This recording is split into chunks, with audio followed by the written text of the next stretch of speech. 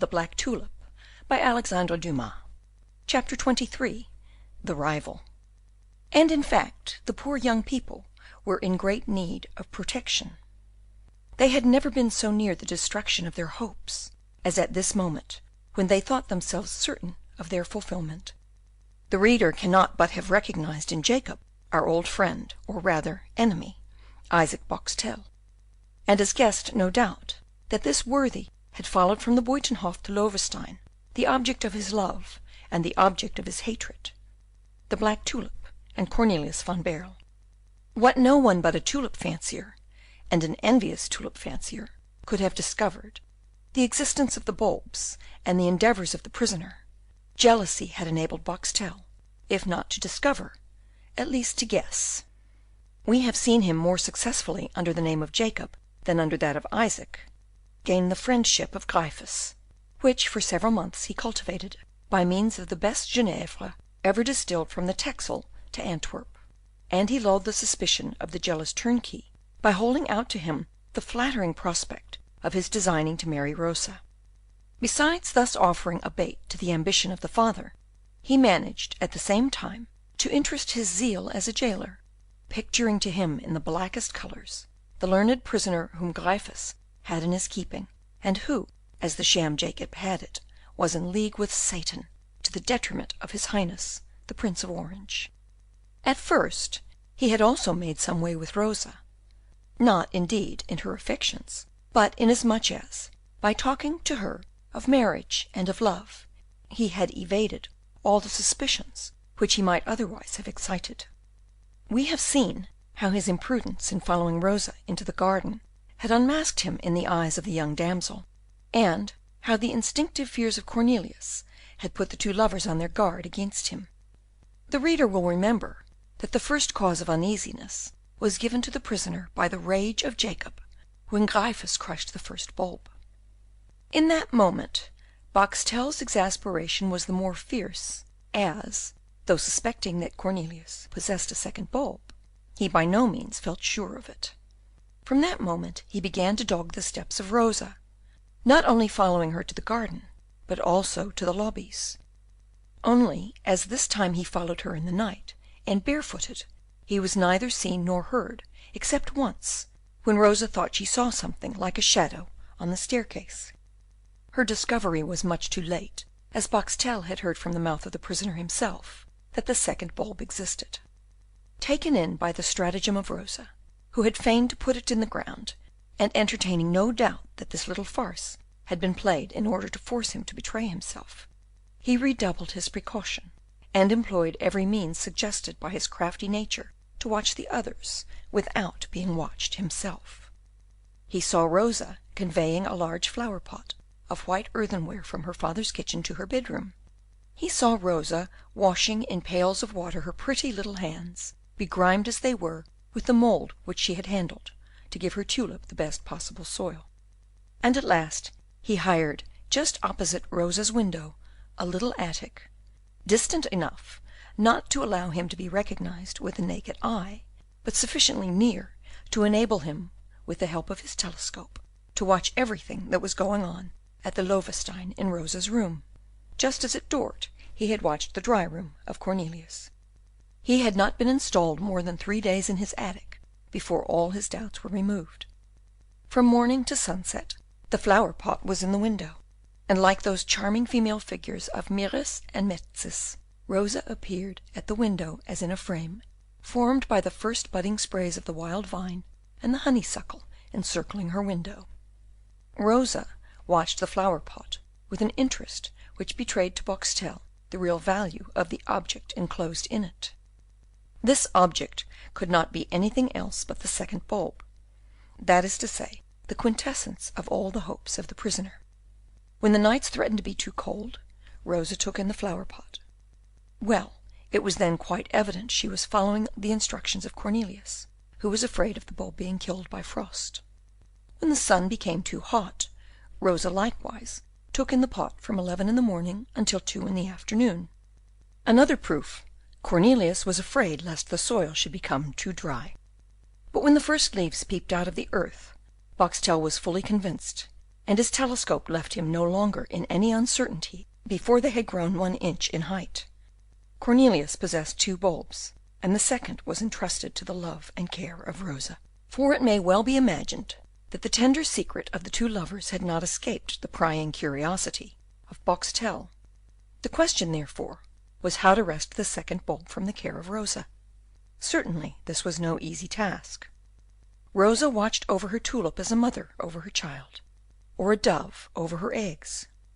Rosa never left her room during the day, and, more than that, strange to say, she never left it in the evening. For 7 days Boxtel in vain watched Rosa; she was always at her post. This happened during those 7 days which made Cornelius so unhappy, depriving him at the same time of all news of Rosa and of his tulip. Would the coolness between Rosa and Cornelius last for ever? This would have made the theft much more difficult than Mynheer Isaac Boxtel had at first expected. We say the theft, for Isaac had simply made up his mind to steal the tulip, and as it grew in the most profound secrecy, and as, moreover, his word, being that of a renowned tulip grower, would any day be taken against that of an unknown girl without any knowledge of horticulture, or against that of a prisoner convicted of high treason, he confidently hoped that, having once got possession of the bulb, he would be certain to obtain the prize, and then the tulip, instead of being called Tulipa nigra barlaiensis, would go down to posterity under the name of Tulipa nigra boxtellensis, or Boxtellia. Mynheer Isaac had not yet quite decided which of these 2 names he would give to the tulip, but, as both meant the same thing, this was, after all, not the important point. The point was to steal the tulip, but in order that Boxtel might steal the tulip, it was necessary that Rosa should leave her room. Great therefore was his joy when he saw the usual evening meetings of the lovers resumed. He first of all took advantage of Rosa's absence to make himself fully acquainted with all the peculiarities of the door of her chamber. The lock was a double one, and in good order, but Rosa always took the key with her. Boxtel at first entertained the idea of stealing the key, but it soon occurred to him, not only that it would be exceedingly difficult to abstract it from her pocket, but also that, when she perceived her loss, she would not leave her room until the lock was changed, and then Boxtel's first theft would be useless. He thought it, therefore, better to employ a different expedient. He collected as many keys as he could, and tried all of them during one of those delightful hours which Rosa and Cornelius passed together at the grating of the cell. 2 of the keys entered the lock, and one of them turned round once, but not the second time. There was, therefore, only a little to be done to this key. Boxtel covered it with a slight coat of wax, and when he thus renewed the experiment, the obstacle which prevented the key from being turned a second time left its impression on the wax. It cost Boxtel 2 days more to bring his key to perfection with the aid of a small file. Rosa's door thus opened without noise and without difficulty, and Boxtel found himself in her room, alone with the tulip. The first guilty act of Boxtel had been to climb over a wall in order to dig up the tulip; the second, to introduce himself into the dry room of Cornelius through an open window; and the third, to enter Rosa's room by means of a false key. Thus envy urged Boxtel on with rapid steps in the career of crime. Boxtel, as we have said, was alone with the tulip. A common thief would have taken the pot under its arm and carried it off. But Boxtel was not a common thief, and he reflected. It was not yet certain, although very probable, that the tulip would flower black. If therefore he stole it now, he not only might be committing a useless crime, but also the theft might be discovered in the time which must elapse until the flower should open. He therefore, as being in possession of the key, he might enter Rosa's chamber whenever he liked, thought it better to wait, and to take it either an hour before or after opening, and to start on the instant to Haarlem, where the tulip would be before the judges of the committee before any one else could put in a reclamation. Should any one then reclaim it, Boxtel would in his turn charge him or her with theft. This was a deep laid scheme, and quite worthy of its author. Thus, every evening during that delightful hour which the two lovers passed together at the grated window, Boxtel entered Rosa's chamber to watch the progress which the black tulip had made towards flowering. On the evening at which we have arrived, he was going to enter according to custom, but the two lovers, as we have seen, only exchanged a few words before Cornelius sent Rosa back to watch over the tulip. Seeing Rosa enter her room 10 minutes after she had left it, Boxtel guessed that the tulip had opened, or was about to open. During that night, therefore, the great blow was to be struck. Boxtel presented himself before Gryphus with a double supply of Genièvre, that is to say, with a bottle in each pocket. Gryphus being once fuddled, Boxtel was very nearly master of the house. At 11 o'clock, Gryphus was dead drunk. At 2 in the morning, Boxtel saw Rosa leaving the chamber, but evidently she held in her arms something which she carried with great care. He did not doubt that this was the black tulip, which was in flower. But what was she going to do with it? Would she set out that instant to Haarlem with it? It was not possible that a young girl should undertake such a journey alone during the night. Was she only going to show the tulip to Cornelius? This was more likely. He followed Rosa in his stocking feet, walking on tiptoe.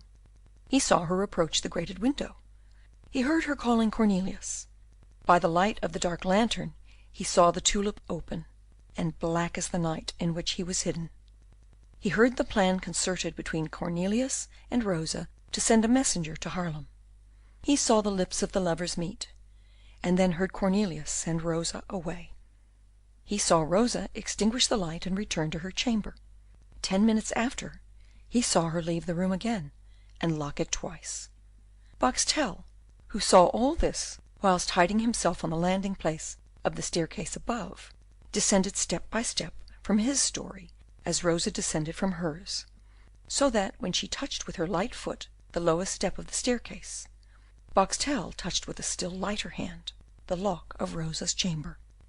And in that hand, it must be understood, he held the false key which opened Rosa's door as easily as did the real one. And this is why, in the beginning of the chapter, we said that the poor young people were in great need of the protection of God. End of chapter 23.